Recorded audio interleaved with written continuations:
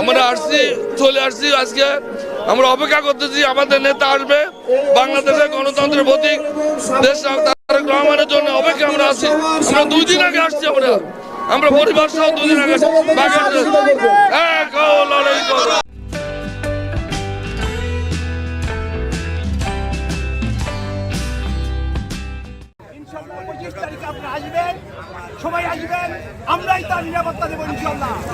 মানুষ জানে যে তারেক রহমান কি করবে আগামীতে, বিএনপি সরকার আসলে তার পরিকল্পনা কি, তার প্ল্যান কি এবং সে কিভাবে বাস্তবায়ন করবে। ইতিমধ্যে উনি হাজারো বক্তব্য দিয়েছেন, এমন কোনো কথা বাকি নাই।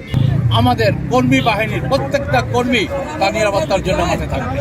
ধন্যবাদ। তারেক রহমান বাংলাদেশ জাতীয়তাবাদী দলের ভারত চেয়ারম্যান, একই সাথে তিনি বাংলাদেশ জাতীয়তাবাদী ছাত্র দলের সাংগঠনিক অভিভাবক।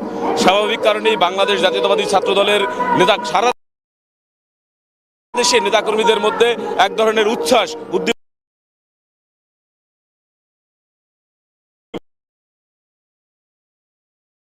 থেকে নেতৃত্ব দিয়েছেন আমাদেরকে, সেই আমাদের নেতাকে আমরা আগামীকাল আমাদের মাধ্যমে পাবো এবং একই সাথে আগামী দিনের এই গণতান্ত্রিক লড়াই এবং বাংলাদেশে একটি অবাধ নিরপেক্ষ নির্বাচন এবং যে গণতান্ত্রিক লড়াই হবে, সেই লড়াই সংগ্রামে যে মিছিল হবে, সেই মিছিলে আমরা তাকে কাছ থেকে দেখতে পাবো। কাছ থেকে তিনি আমাদের এই মিছিলে নেতৃত্ব দেবেন। আমাদের সাথে তিনি ইতিমধ্যে ঘোষণা দিয়েছেন যে এই মিছিলে তিনি আমাদের সাথে সামিল হবেন। মানুষ স্বতঃস্ফূর্তভাবে আসবে, যেটা স্বাধীনতার 54 বছরের মধ্যে বাংলাদেশের কোন নেতার সংবর্ধনায় এত মানুষ কখনোই উপস্থিত হয়নি।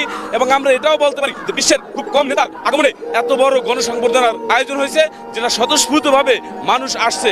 আর জাতীয়তাবাদী ছাত্রদল তার সাংগঠনিক তারেক রহমানের আগমনে নানান ধরনের কর্মসূচি গ্রহণ করেছে। বাংলাদেশের সকল শিক্ষা প্রতিষ্ঠানে ইতিমধ্যে আনন্দ